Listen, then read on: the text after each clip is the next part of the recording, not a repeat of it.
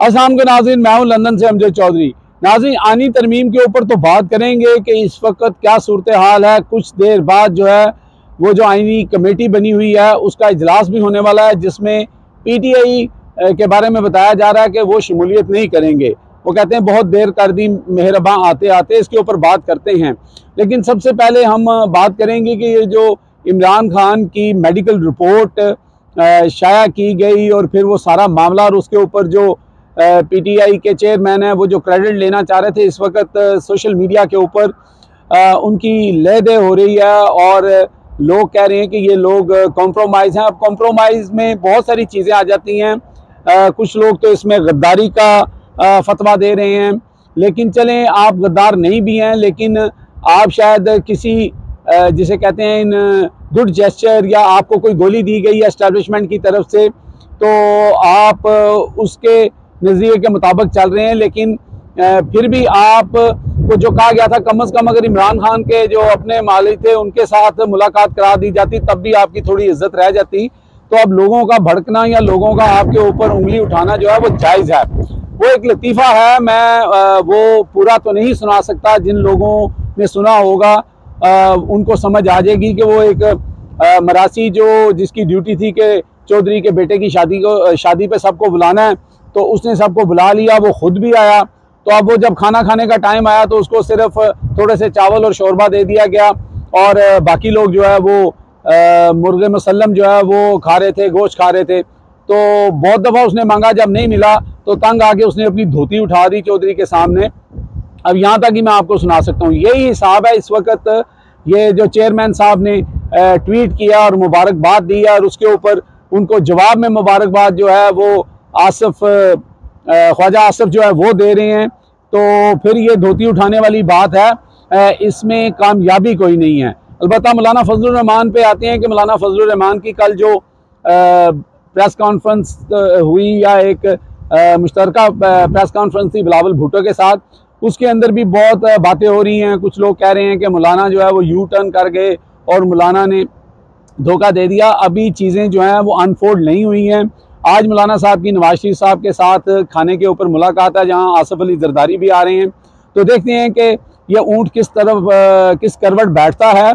लेकिन मौलाना साहब जो वो प्रेस कॉन्फ्रेंस कर रहे थे, अगर उसके अंदर आप दो अशखास की बॉडी लैंग्वेज देखें तो कुछ तस्वीरें हम आपको साथ साथ दिखा रहे हैं कि बिलावल भुट्टो कितने परेशान नज़र आ रहे थे। तो बज़ाहिर ये लग रहा है कि मौलाना साहब ने कुछ ज़्यादा जो है वो नहीं दिया जो है वो गवर्नमेंट को या बिलावल भुट्टो को।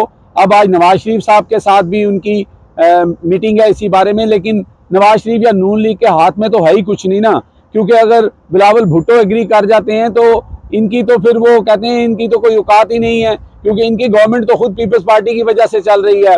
और वो अलहदा बात है कि ये सजदा एक ही जगह पे करते हैं दोनों, ये एक ही जगह जो है वो बूट को जो है वो सजदा करने जाते हैं। तो लिहाजा बिलावल भुट्टो अपने नंबर्स बना रहे हैं कि उनके साथ जो वादा वईद हुआ है कि आप नेक्स्ट प्राइम मिनिस्टर हो सकते हैं या जो भी इस तरह की बात है।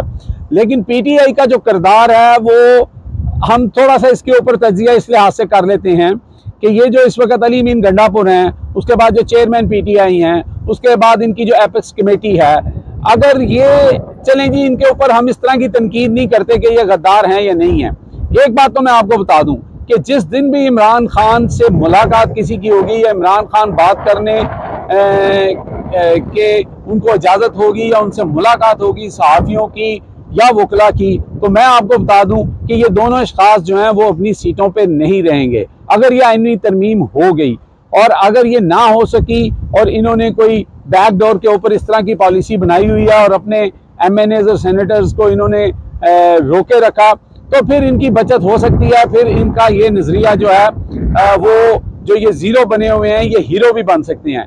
इसके बगैर इमरान खान किसी चीज़ पे नहीं मानेंगे, क्योंकि मुनाफिकत यहाँ पर यह है कि इमरान खान ने इनको कहा था कि आपने आईनी तरमीम रोकनी है और जो सीनियर मोस्ट चीफ जस्टिस है मंजूर अली शाह वही चीफ जस्टिस होंगे सुप्रीम कोर्ट के।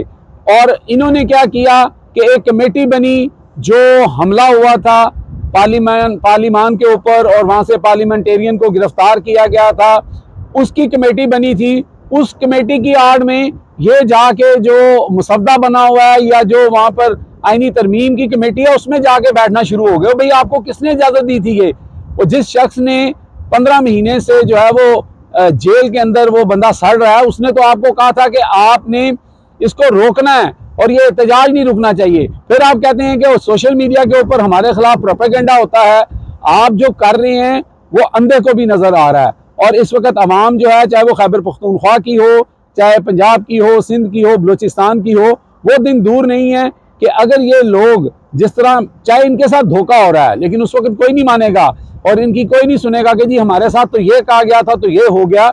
जिस बंदे ने पिछले 27 साल से इस पार्टी को बनाया है, कुर्बानियां दी हैं, वो जेल में सड़ रहा है, वो भी नवाज शरीफ की तरह जाली रिपोर्ट बनाकर और लंदन जा सकता था अपने बच्चों के पास। वो आपके बच्चों के लिए कुर्बानी दे रहा है और आप यहाँ पे सौदेबाजी कर रहे हैं या उनके जाल में फंस रहे हैं, तो फिर आपको इन ओहदों पे बैठने का कोई हक नहीं है। लेकिन कहीं ना कहीं इनको यकीन दहानी करा दी गई होगी कि जनाबे वाला इमरान खान तो जो है वो बिल्कुल उसकी कोई अब बात नहीं सुनेगा, उससे किसी की बात नहीं होगी, आपके ओहदे भी आपके पास रहेंगे। लेकिन ये आसान नहीं है, क्योंकि जब फिर लोग अपने ताई बाहर निकलेंगे तो मैंने पहले भी कहा था कि सबसे पहले इन लोगों का गिरेबान पकड़ेंगे।